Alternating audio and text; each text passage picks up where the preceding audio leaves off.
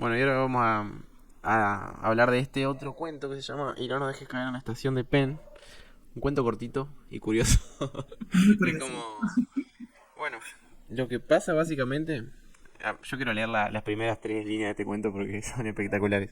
Así. Dice, en el lado más bonito de una calle que no es bonita, entre un Dios bendiga las almas caritativas y su perro, y un le podría ocurrir a cualquiera y su perro, un borracho indigente entabló conmigo la siguiente sesión de preguntas y respuestas. Señorita, ¿estoy sangrando? Sí, está sangrando. ¿Por dónde? Por la nariz. ¿Y por la boca? No. ¿Solo por la nariz? Sí. No sé con qué me lo he hecho.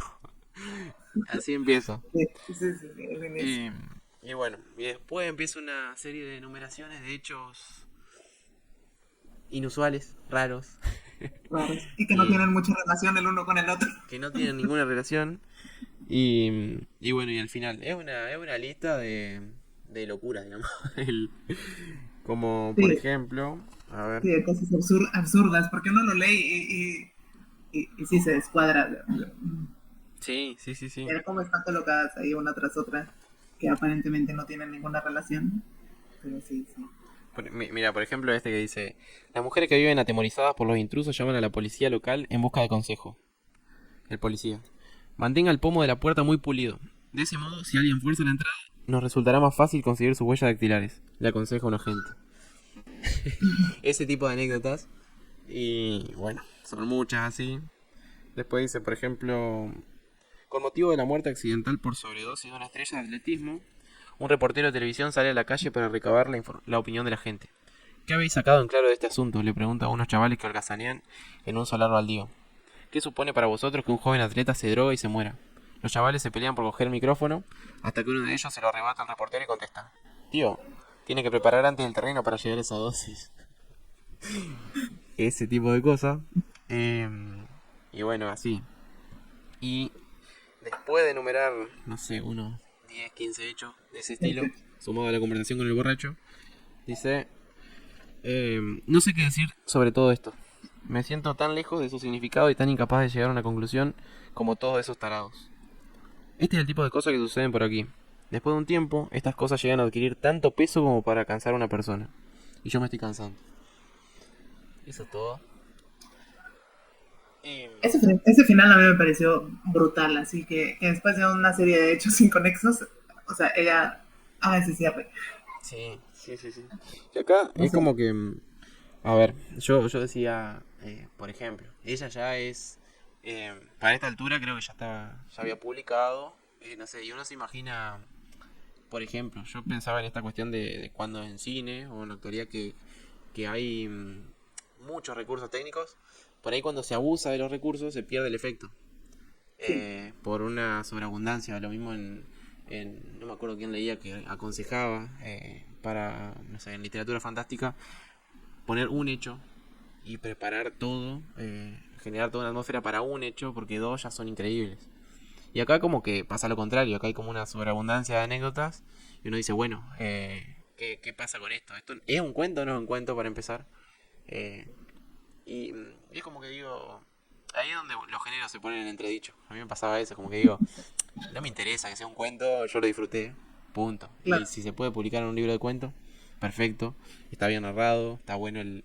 Me intrigaba eso, mientras iba leyendo decía, bueno, ¿en qué iba a terminar esto? Porque es como que digo, está esa sobreabundancia y decía, ¿de qué manera se puede resolver esto? Yo como que mientras estaba llegando al final decía, ¿cómo se puede resolver esto sin caer en un cliché o en algo que pierda el efecto justamente? Y me gustó estas últimas líneas que ella es consciente de eso y como que dice, pasan todas estas cosas y yo no sé qué hacer. Es como, Claro. y no lo llego a entender y ya me estoy cansando. Y esto, no sé, ahora que hablabas de la intriga, creo que es algo que yo sentí también con esta autora. Porque no todos los autores te intrigan. O sea, hay otros autores que te van llevando tan por la narración como tan tranquilamente. O sea, Sí. que una cosa sigue de otra pero no sientes intriga, o sea, sino que te dejas llevar por el autor. Pero Ujú. hay otros autores que te intrigan porque no sabes qué va a pasar. O sea, realmente no sabes a dónde te quieren llevar. Sí, sí, sí, sí. No sé, yo recuerdo mucho cuando en una clase digo, hace 1000 años, de literatura clásica, de literatura griega, cuando estábamos estudiando la estructura aristotélica, ¿no? El Ujú. profesor nos decía mucho eso, dice, y nos lo puso a analizarlo en el cine, no tanto en la novela, porque nos dijo que nos iba a parecer como más gráfico a través del cine. Entonces, no recuerdo qué película vimos, que me parece que era esta de Seven, de Brad Pitt. Me parece que esa, que la puso como una película que tenía una perfecta estructura aristotélica. O sea, Sí. el planteamiento del hecho, o sea, el clímax y el desenlace, y que bueno, que es una película de este asesino en serie, ¿no? Creo que vimos esa para ver cómo era como una estructura perfecta aristotélica en el sentido del planteamiento, del clímax y el desenlace. Y luego vimos una película nórdica, que la verdad no me acuerdo cuál era, pero de esas donde llegas al final y dices, ya se acabó, y que te quedas totalmente intrigado y con una sensación de absurdo y de no saber qué pasó. Dice, bueno, eso es lo que pasa cuando la estructura o la narración no tiene tan claro o tan definido, o sea, el planteamiento, el desarrollo del clímax, que es como normalmente Claro, estamos estructurados estructura. para leer una narración o ver una película. Sí. Y este profesor nos decía, pero en la vida no siempre pasa eso, o sea, vivimos una serie de hechos en un día, por ejemplo. Puedes vivir una serie de hechos desconectados, y no es que hay un inicio, un desarrollo, un cierre en un hecho cotidiano, por ejemplo, ¿no? Que ese es el trabajo de uno como persona en la toma de conciencia de lo que viviste en un día, por ejemplo. Bueno, en mi caso particular también por Sí, como sí. la disciplina espiritual que uno practica y demás, pues trata de ser como un cierre de un día o de un periodo y tratar de dar sentido a algo que viviste. Pero en realidad hay muchas cosas que uno vive en su vida cotidiana que no tienen conexión. O si se pone uno a observar una escena en, no sé, en un supermercado, en la calle, viendo las cosas que pasan, mmm, pues no van a tener una conexión, un hecho con el otro. Claro. Y por ejemplo, eso que ella habla de la estación, ¿no? Depende, te hace pensar en, pues, en una estación de, no sé, trenes o autobuses o algo así. Eso que te escribes mucho de las terminales. O sea, cuando uno se pone como un espectador en un espacio público, puede ver de todo, de todo. Y puede descubrir cosas muy absurdas Ujú. que no están relacionadas una con la otra. Sí, sí, sí. Claro, porque encima estas anécdotas chiquitas son Sí, historias en sí mismas. sí, Son historias en sí mismas. Y acumuladas. Y por sí. ahí, claro, pensaba en esto de que es tal cual lo que decís vos. O sea, uno tiene por ahí una estructura que uno más o menos ya está predispuesto, pero después hay alteraciones que funcionan Mm, y que lo que llamamos final abierto, por ejemplo. sí. Se me viene esta película, El Origen, donde está DiCaprio. Es una película con un final abierto, pero que funciona perfecto y uno se queda así. Sí, sí, sí, Y, sí. y, y no, claro, no es el final al que uno está acostumbrado, bien cerrado, que se entiende, que puede producir un efecto o no, porque a veces un final cerrado puede no producir un efecto. Pero también me llama esto mucho la atención el de, tal cual, vos te parás en un lugar y ves muchas cosas a la vez, cómo arrancar una historia de todo eso que no tiene una... que no tiene, que uno no lo va viendo como con principio y final, sino que uno tiene que poner de sí mismo, o tiene que encontrar algo, una impresión, lo que sea, para después generar algo que tenga un final, o Claro. final cerrado, abierto, lo que sea. Pero, pero eso, por ejemplo, hace poco, no sé si veía que era de Carver o de quién, pero también tiene que ver con la selección, sobre qué se va a narrar, porque al fin y al cabo una historia lo que importa es que sea de alguna forma interesante, que se pueda narrar algo con una visión particular, con impresiones particulares que sean distintos a como a las apariencias, por así decirlo. Entonces, creo que era sobre Carver que decía, no, este tipo lo que tiene es que no, él te cuenta la historia de lo que está pasando al lado de la historia que se cuenta en general. Mm, Y sin embargo sus historias son buenísimas. claro. Pero ahí uno se plantea justamente eso de dónde hay una historia, dónde puede haber, y que al fin y al cabo tiene que ver con la observación. Eh, y que acá pasa mucho eso, porque todas estas pequeñas observaciones que ella hace son, no sé si, me gustaría saber, por ejemplo, si realmente fueron cosas que fue anotando que vio, o si se las iba inventando, por ejemplo. Claro. Pero sí Y te puedes imaginar como a esta narradora, o sea, como sentada o caminando, como observando, o sea, lo sí, que pasa, sí, todo lo que va sucediendo alrededor o que No sabemos si son cosas que la autora observó o simplemente es totalmente ficticio, pero tiene como esta sensación de alguien que está ahí como testigo de un montón de cosas que pasan y están ahí. Ujú. Y al final como este cierre, donde ella habla como, bueno, todo este tipo de cosas que pasan y ya me estoy cansando, ¿no? Que podría ser como la actitud que podrías tener al ver un montón de cosas sin sentido Sí, o cosas tan locas como las que pasan ahí, pues claro, pienso que sí te dejaría esa sensación que también uno como lector puede tener así como de que pasa esta intriga, estas, porque también estamos muy acostumbrados, bueno, no sé si todo el mundo, pero a querer que la historia rápido adquiera sentido. claro. Sí, sí. Creo que te conté la otra vez, ¿no? Que en una entrevista que le hicieron a Pablo Doros cuando presentó su último libro de Los Contemplativos, donde son relatos, donde el que lo está entrevistando le dice que son más vendidos sus ensayos que sus novelas o sus cuentos. Ujú.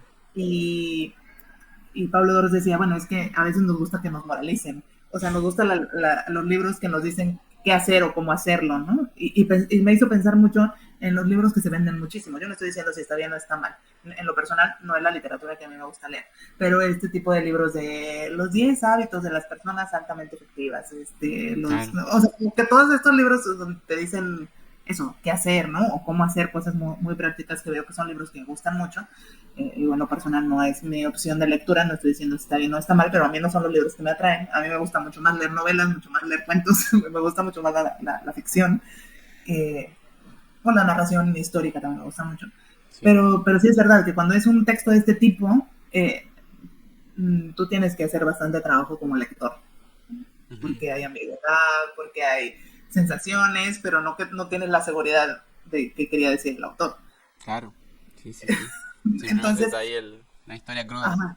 Entonces, Pablo Doros decía esto, que justamente ese es como el poder también del relato, que hay ambigüedad, que hay mucho trabajo tuyo como lector, que el autor te pone cosas ahí enfrente y obviamente tiene una intención de narrar algo, pero tampoco siempre es clara la intención del autor, porque a veces también, bueno, tú como escritor lo debes saber mejor que yo, o sea, a veces tú escribes algo porque te vino, pero no es que tú estás necesariamente pensando, yo quiero que el lector capte esto, no sé qué tanto siempre es así para un escritor como si siempre tiene muy claro que quería provocar en su lector, no lo sé.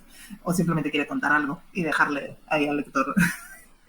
No sé si a veces pasa una cosa, si a veces pasa otra, pero me parece interesante que también tú como lector tengas que poner una parte. Sí, sí, sí, sí. Es como que completa un poco Sí. la historia. Y tal cual. O sea, a mí una- la impresión que me daba constantemente era de que ni ella sabía, o mejor dicho, no es que ni ella sabía, tal vez sí, pero todo el tiempo parece una conversación, Sí. como que se intenta explicar los hechos a sí misma, pareciera. Que eso para mí es voluntario, que ella Sí. a través del tono de las preguntas, porque es como, o de cómo, sí, de cómo cuenta, como dice acá, hoy me pasó esto, no me lo explico, acá dice, todo lo que puedas imaginar te va a ocurrir aquí, dice. Ese Mm, tipo, qué efecto causa cuando te dice esa frase, por ejemplo? mm, Es como de impresión, a mí me causaba como de impresión. Además dice, además de otras cosas que ni te imaginas, ya implícitamente te está diciendo que ella no se imaginaba ciertas cosas, que se las encuentra en la calle, se las choca. O dice, esas cosas van a suceder por grupos. Hombres que practican sexo con aspiradoras, se lo pregunta. Y es como algo que se lo está imaginando. Pero como que siempre está esa sensación. Después dice, esos hombres son ahora pacientes externos que reciben terapia unas calles más abajo. Y son todas esas cosas que está bueno. Y que por ahí, o sea, en relación a lo que decías, esto de si se lo plantea o si no se lo plantea, yo por ahí, obviamente hablo desde mi experiencia eh, y desde lo que he leído que dicen, por ejemplo, otros escritores que cuentan su experiencia, veo que muchos actúan como con mapa, pero que es un mapa tentativo. Es como decir, bueno, más o menos sé de dónde hasta dónde voy, pero en el medio pasan muchas cosas y tal vez terminan en otro final que apareció, que se lo imaginaron en el medio, y otros que no, que empiezan a escribir sin mapa y como que intuitivamente, por así decirlo. mm, Em, a mí me pasa mucho esto del...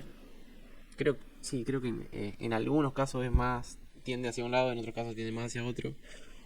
pero en general, por lo menos algo que he aprendido es esta cuestión de siempre ir como a ciegas. Porque ahí es donde uno encuentra realmente palabras para las impresiones, para las cosas que... para los sentimientos por ahí. Porque Sí, no hay que perder esa fidelidad. claro. Si no, uno ya empieza a falsear de alguna forma. O incluso un juicio moral por ahí es una forma de falsear un sentimiento. Si uno se lo plantea así. Pero, pero bueno, y en ese sentido creo que Amy Hempel tiene ese talento, digamos. Sí. También, eh, no sé, vamos a preguntar hasta qué punto pulía estos textos. Eh, porque sí, esta cuestión de cómo será ella con el tema de la corrección, si escribirá de un tirón las cosas y quedan ahí, o cómo será. Pero, pero es impresionante, todas las frases son tan concisas, tan necesarias, que, que bueno, da la impresión de que hubo ese trabajo, digamos, creo que para Nuke el mismo ensayo como que decía que eran perfectos, decía. O en un momento lo comparaba con las galletitas con pepitas de chocolate. Decía, Ah, bueno, es como que si sus frases fueran pepitas, pero decía, pero sin la masa molesta, dice. Pura pepita, dice. ya. Como que todo el tiempo. Y sí. Pero bueno, también pasa que los yankees saben hacer muy buena publicidad de sus cosas. También. Entonces, Yo veía creo mucho. que son expertos en publicidad. Sí, veía muchos elogios por ahí absolutos, como decía, bueno, es la mejor escritora que he leído en mi vida, o todas esas cosas que, que llaman la atención, porque dice, bueno, hay Sí, tantos artistas que claro, porque yo escuché también algo así por el estilo ujú. de lo que te estás diciendo ahorita, de que después de leerla a ella ya no vas a querer leer a alguien más. Claro, Y ese por tipo de ejemplo, comentario. yo no me quedé con esa sensación. O sea, me gustó mucho leerla, Ujú. pero creo que sigo teniendo mis favoritos. O sea, y que me dio gusto leerla, pero Sí, no, tampoco creo que se vuelva mi favorita, por ejemplo. claro, sí, sí, sí. Que no quiera leer a alguien más después de ella, bueno, no sé. Al menos a mí no me pasó. Sí, O a mí sea, me me pasa gustó un poco lo mucho mismo. leerla, pero cuando escuché ese comentario sí dije, ay, qué exagerado. Pero bueno, cada quien tiene sus gustos, ¿no? Sí, sí, sí, No, sí. no. Decía, claro, después de leer a ella no va a querer leer a nadie más. O si escribí, decía, vas a leer algo de ella y te vas a dar cuenta de que la mejor de tus obras no es mejor que la peor de ella. Te va a Sí, querer morir o cosas así. ajá, Eh, no sé si tuve esa sensación. No sé si se debe también a las traducciones.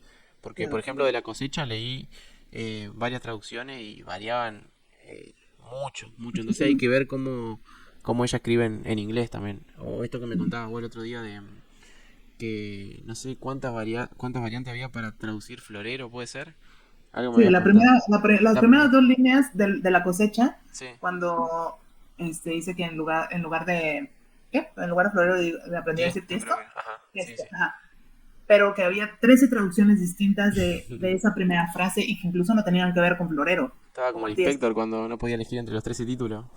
Ajá, algo así. Sí. Entonces, se me hizo curioso porque la persona estaba diciendo esto de que pensó que al ser un texto minimalista y un texto breve iba a ser muy sencillo leerlo en el idioma original. Claro. Y que el inglés al final, bueno, pues es un idioma como bastante extendido y que pues si tienes más o menos un cierto nivel de inglés, podrías decir, ah, pues si es un texto corto, pues me aviento a leerlo. Tuve curiosidad de hacerlo, pero no me dio tiempo. O sea, como de buscar el texto original y ver qué era lo que decía y ver si lo entendía, ¿no? Pero bueno, ya no lo hice. Pero eso de que no es verdad que porque algo es corto tenga que ser sencillo pues sí, habría que ir al texto original y ver qué tanta complejidad tiene o qué tanto juega con el lenguaje, Claro. porque hay cosas Sí, que sí. definitivamente son sutilezas del lenguaje que pierden muchísimo en la traducción o el humor, por ejemplo, y que ella es una autora con un humor muy, muy característico. Entonces, y el humor es muy cultural. Ujú. Sí, sí, sí, Yo creo que el totalmente. humor es cultural. O sea, hay cosas que cuando vives con personas de otros países tú notas que tu humor a otra cultura no le hace gracia. Ujú. Sí, sí. Cómo transmitir O, esas cosas, humor, ironía, sí, sarcasmo. sí, o sea, cuando tú ves una película de humor, por ejemplo, de otro país, no necesariamente te va a causar gracia o no vas a entender del todo, o sea, ya hay sutilezas del lenguaje. Ujú. Y creo que yo una vez te contaba, ¿no? Cuando me ha tocado vivir con hermanas de otros países, y por ejemplo las de la India. los de la India aprenden muy rápido los idiomas porque de entrada hablan como 3 o 4 idiomas. O sea, de que si su mamá habla uno, el papá otro, y luego en la escuela aprenden hindi y aprenden inglés. Entonces, de entrada ya a lo mejor algunas traen cuatro lenguas distintas. Claro. Entonces, eso les da facilidad para los idiomas. Entonces me llamaba la atención porque aquí en México está este comediante muy famoso que tuvimos, Cantinflas, que es muy representativo como del humor y que no dice nada, ¿no? Entonces, a nosotros nos parece muy gracioso. Y me llamaba la atención que las de la India captaban ese humor, no sé si lo captaban a fondo, pero se reían. Pero me pasó con otras más europeas que decían, no, es que no lo pongamos porque no entiendo nada. O sea, y ellas sufrían cada vez que veíamos una película de este tipo de humor porque Claro. no lo entendían. Les era muy difícil, aunque ya tenían un nivel de español bastante alto, no, no les gustaba, no les causaba gracia. O a mí me tocó ver películas de humor italiano y a mí no me parecían graciosas, por ejemplo. Entonces sí hay como partes del humor que creo que tienen que ver mucho con el lenguaje, o estas traducciones que a veces te hacen en las notas al pie de juegos del lenguaje, ¿no? De, Ujú. bueno, esto es porque en el idioma tal, esto significa, es un juego de palabras, porque, y que te lo explican ahí, pero como que ya pierde, Sí, eh, pierde el efecto ahí. cuando no tiene el impacto que tendría si tú lo leyeras en el idioma original y captaras la expresión idiomática, ¿no? Claro. Sí, qué tema ese. Porque es difícil de... eh, claro, ahí te das cuenta que, que siempre hay un diálogo por ahí entre un escrito y un lector. Y te enterás de... por los modismos, por las palabras, por ahí uno lee algo de otro siglo y va a haber cosas que se compartan, pero otras cosas que no. Incluso el uso de las palabras. Acá, por ejemplo, algo que está bueno y que es evidente, esto de que ella no usa un lenguaje complicado. Por lo menos la traducción no es un lenguaje complicado, pero te das cuenta que la sintaxis puede ser tan diversa, la sintaxis de una sola frase puede ser tan diversa eh, que los sentidos son demasiados. Y, por ejemplo, no me acuerdo en qué momento, pero me acuerdo de la sensación de que en un texto de una novela, creo que era 500 páginas, busqué, puse control G, busqué una frase que más o menos me acordaba unas palabras, puse las primeras 3 palabras y ya me aparecía resultados uno de uno. Y yo decía, qué locura que uno por ahí piensa que, claro, tenemos 27 letras, tenemos las palabras, son más o menos, son pocas, pero después uno pone 3 palabras y eran 3 palabras comunes, como que te diga la gran casa, algo así, lo busqué y estaba una sola vez en un texto de 500 páginas. Y ahí como Claro, que uno se pone a pensar justamente esto de que si bien en apariencia hay textos que parecen simples por el uso del lenguaje, en la magia por ahí está en la sintaxis, en la forma sí, de estructurar el texto, el orden en que se administra la información. Hay tantas variables por ahí que un texto de 2 páginas ya es imposible de escribir 2 veces. Aunque parezca que no. Es solo Amy Hempel, en el peor y en el mejor de los sentidos, solo Amy Hempel podía escribir este texto de 2 páginas. claro. Y así Y que para... eso, Sí, sí, como que esa es la genialidad también pues del arte, y claro, cada quien tiene sus gustos y puede admirar más una escuela u otra de arte, ¿no? Pero el minimalismo, ¿no? Una vez hablaba con uno de mis hermanos sobre el minimalismo, más en las artes plásticas y arquitectura, decoración, etc. Entonces, hay espacios minimalistas donde uno se siente muy a gusto. Entonces, mi hermano me decía, o sea, qué padre, me gusta el minimalismo, pero lo malo es cuando absolutizar el minimalismo y pensar que en todo aplica el menos es más. Dice, claro. ¿por qué? O sea, Ujú. hay otras cosas donde justo esto barroco o esta complejidad hace un espacio interesante, ¿no? O sea, se depende para qué quieras ese espacio. Y claro, Sí, eso lo estábamos hablando más en cuestión porque él trabaja en decoración de interiores, ¿no? Y les gusta hacer cosas mucho más complejas, aunque algunos espacios también puedan ser minimalistas, ¿no? Pero hablando de la literatura, es como... mmm, a mí me parece increíble que pues tengamos tantos estilos que tú puedas apreciar uno y el otro y que no porque algo es minimalista o a lo mejor tiene menos complejidad, entre comillas, la trama, pero en realidad tiene una complejidad tremenda la trama, aunque el sí, lenguaje igual, el lenguaje sea sencillo, aunque sean 3 páginas, está bueno poder apreciar eso y no caer en en la trampa que a veces se puede con cierto arte moderno, que se escucha mucho eso de, eso lo pudo haber hecho cualquiera, ¿no? sí. pues sí, pero Pero hay que no. hacerlo, claro. Sí, Sí. pero no. Entonces, creo que también está, que también puede hacer un texto corto y que te enganche como lector y que te provoque sensaciones, impresiones, preguntas, intriga, lo que sea, tiene, tiene también su complejidad lograr un texto corto Ujú. que logre decir tantas cosas o permitir tantas interpretaciones. Sí, sí, sí, pasa eso y ya roza lo que estamos hablando con la poesía también, Sí, porque claro, la posibilidad o la concentración de sentido que hay por ahí en un poema, de mantener por ahí una tensión en 14 versos, supongamos, es, es un trabajo importante, por así decirlo. Eh, pero, pero bueno, también eso se entrena, digamos. sí. Sí. Y después, eso por ahí. Bueno, y después otro cuento corto. Iglesia anula vaca, buen título. Yo Que en te... eso estaba muy entregada. Cuando me mandaste la selección y que venía ese por último, me entregó muchísimo decir, pues, de qué irá ese cuento. Pero me pasó con los tres, que no sabía qué pensar con el título. Ujú. Pero con eso me pasó más. Sí, sí. ¿Sabés que nos olvidamos de aclarar lo que significa cosecha Ah, sí, en es el verdad. contexto del cuento? Claro. Sí. ¿Cómo es? Para seguir entregando. Sí, Porque sí, sí. hablaba de la cosecha con los órganos, ¿no? O sea, Sí. hablaba de los riñones, ¿no? Si mal no recuerdo. Creo que era sí, que era un riñón. Cosechar un riñón, decían. Como conseguir un riñón para trasplante. De que estaban esperando. Y rezaban por los automovilistas, decía. Sí. Creo que qué raro usar esa palabra. Estamos esperando para cosechar un riñón. Como un eufemismo, que en el fondo es un Bueno, eufemismo. Una forma de decir algo con otra palabra. Andás a ver por qué eso también estaría bueno para aclararlo o para abrir debate. Si ese tipo de, de, de lenguaje favorece. Porque aleja de la realidad. Cosechar. Uno dice cosechar, se imagina un campo. No hay claro. dolor en la cosecha.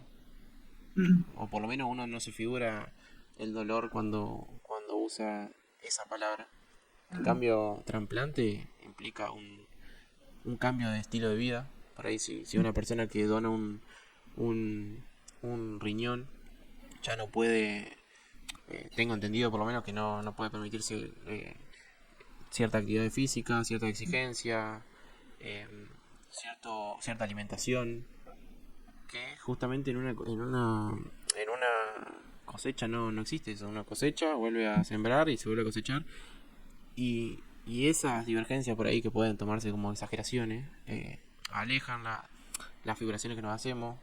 Eh, justamente, creo que es importante esta cuestión de tener una imaginación adecuada para claro. lo que son las cosas. ¿Por qué decir cosecha si estamos hablando de un trasplante? Y sin embargo se usa. Sí, es como lo que hablamos en el primer video con Susan Sontag, de las metáforas de guerra con la salud, ¿no? Exactamente. Invasión, cáncer, cómo se ha usado. Y el otro día leí, no recuerdo qué, porque era pues esto que de pronto uno escrolla en el teléfono y se encuentra con algo, pero de alguien que estaba hablando de esto es un cáncer para la sociedad. Y decía, Mm, o sea, justo, a mí no me pasaba de como fijarme en eso tanto hasta que leímos a Susan Sontag. sí, Y sí, o sea, y eso sigue súper incorporado en el lenguaje. sí, sí, sí, sí. Y Y, algo que decía Sontag, que para mí no es una exageración, era esto de cómo es, de que en la metáfora del cáncer, como ciertos tumores se pueden extraer, de cierta forma, cuando uno usa esa metáfora está avalando un genocidio. claro, Parece una sí, locura cuando uno lo piensa así, pero si uno, pero cuando uno tal lo cual. piensa, si fuera adecuada el uso de esa metáfora con la aplicación a la realidad, uno puede imaginar un genocidio, por ejemplo. Claro, Eh, es lo que pasó un poco con este tema de Ruanda, ¿no? O sea, yo cuando un amigo que era sacerdote de allá, que contaba que cómo se logró esto cuando hablando de las personas como cucarachas, o sea, claro. es, o sea, en vez de como personas, son como cucarachas, son como monstruos, y entonces pues ya no se perciben como seres humanos, sino como cucarachas. Se Y aparte que deshumanizan. la cucaracha es un animal poco popular entre nosotros los Ujú. humanos, o sea, es un animal que solemos despreciar mucho, ¿no? Sí, sí, sí. Que fácilmente se les mata o genera como esta impresión de suciedad, de que están en todas partes y que contaminan. O sea, no es un animal muy simpático para la mayoría de las personas, ¿no? Sí, son todas esas Entonces, connotaciones por ahí que sí, tiene esa no están connotación. ahí. Entonces, sí, y pues sí pasó. O sea, de que se logró que una población moviera su percepción hacia la otra tribu, etnia, no sé cómo Ujú. le consideren, este, porque se moldeó una percepción poniendo otra cosa. Claro. Sí, sí, sí. O sea, entonces ya esto que tú dices del tumor realmente no suena nada lejano. O sea, son cosas pues, que han pasado, ¿no? Claro. Históricamente. Sí, sí, sí. Además, claro, esto se sabe desde... El otro día veía el encargado de publicidad del régimen nazi, hablaba de esta cuestión del miedo, justamente, de generar miedo, sugerir miedo a la población y listo. Claro, Uno inventa un enemigo, genera miedo y ya está, ya tenés la conciencia de la gente en la palma de la mano, digamos. Entonces, claro. y eso este tipo lo sabía, y ahora esos principios de este tipo Goebbels, que era el del régimen nazi, se siguen aplicando en publicidad en Uy, todos sí, lados. sí. ¿Cómo? Muchísimo. O sea, Sí, toda esta, digo, pasó, tú me contabas, ¿no? Bueno, las elecciones de Argentina y ahora nosotros acá también. O sea, siempre todo cuando alguien quiere mm, pues criticar a otra persona o a otro político, etcétera, o sea, lo más fácil es hacer una campaña de miedo. sí, sí, sí, sí, exactamente. Sí, o sea, y descalificar. En vez de presentar información, a lo mejor datos, cuestiones subjetivas, o sea, a mí me da como, pues no sé si reír o llorar, cuando veo cómo se descalifican entre los políticos, ¿no? Claro, Digo, bueno, ese es el nivel de la política. Digo, pues a mí se me hace muy bajo que tú para poder discrepar con el gobernante en turno tengas que usar adjetivos como ese como tonto, como estúpido, como está loco, sí, o es una no tiene sentimientos. O sea, bueno, no, yo siento que no habría necesidad de este tipo de discursos si dijeras, bueno, no me pareció cómo gestionó este problema, la estrategia que utilizó en este tema no funcionó por esto y esto, o sea, sí, y argumentaras un poco más con cosas que nos preocupan, con temas que nos, a decir que si es tonto o no, o sea, pues yo qué sé, ¿no? O sea, como no me parece totalmente innecesario, o jugar con los miedos de las personas, porque al final la publicidad de eso hace, o sea, sí, porque son estos principios que tú dices, o sea, es como, saben muy bien nuestros deseos y nuestros temores, y entonces hay que conectar con esa parte, sí, exacerbar el deseo y los miedos de la claro. población, y entonces se nos olvida el tema de fondo Ujú. y Sí, sí, sí, podemos estar olvidando perfectamente claro. los temas que están ahí y nada más movernos emocionalmente hablando, Y sin claro, accionar nada. y además, claro, es por esta cuestión de que funcionan esas cosas. Claro, Y cuando funciona. vos decías esto, claro, también, de cierta forma, la cantidad de información que dan esas cosas, ¿dónde encuentra el miedo de la gente? O cuando se dice cierto juicio de valor, como esto que decía del tonto, loco, también habla de la moralidad de las personas. A qué le tiene miedo a una persona? Si le tiene miedo a la locura, ya te está expresando un tipo de moralidad que no es otra que una moralidad distinta que si la población no tiene miedo, no sé, a la enfermedad o si es una población racista, supongamos cualquier tipo de miedo a partir de la causa a la que se le atribuye miedo, da información de esa sociedad. Claro. Entonces, eso me dejaba pensando por ahí. Estaría bueno hablar de la locura en algún momento. Así. Ya es que yo un día te mandé el libro del alienista. Ese libro debemos leerlo. Hace como 25 años que lo leí, tal vez lo podría releer. Estaría Ese bueno. libro me encanta para hablar de la locura. Con el buen Machado de Asís, ese libro se me hace como una genialidad para No, hablar no de lo la he locura. leído a Machado de Asís. Me gusta, Sí, me gusta ver sí. para Bueno, un encuentro futuro. sí. Así Ese es que, mi libro favorito para hablar de la locura. espectacular. Ya tenemos material. Sí. Así que bueno. Y este cuento, yo por ahí no tengo tanto para decir de Iglesia de Nula Vaca. Eh, Solamente voy a decir que me gustó. Te voy a lavar las manos y te voy a dejar hablando.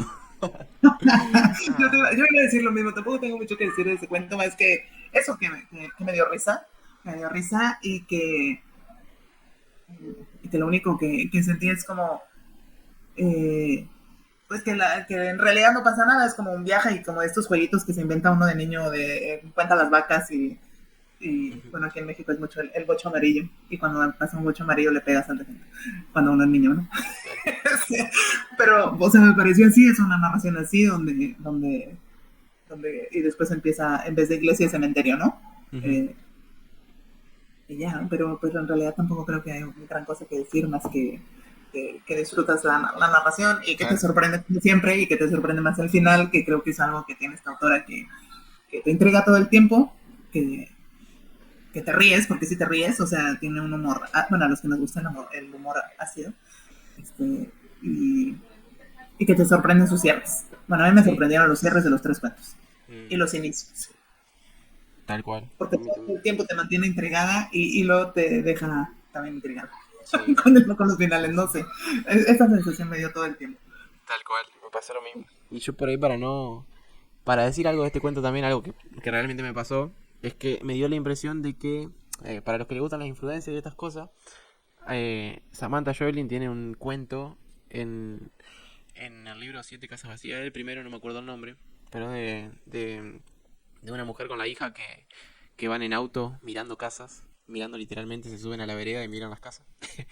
Y me dio la impresión, yo sé que Samantha Joelin la leía, a Amy Hempel lo la lee, y me dio la impresión de que hay cierta influencia de este cuento, en ese cuento suyo. Influencia, obviamente, pero como que le noté cierta similitud, y es todo lo que tengo para decir. Simplemente Sí, para... no tenemos que decir todo, porque si la gente la Claro. quiere leer, pues también. Y que personalmente me parece que me gustó mucho me gustó más el de Samantha. No porque sea argentino.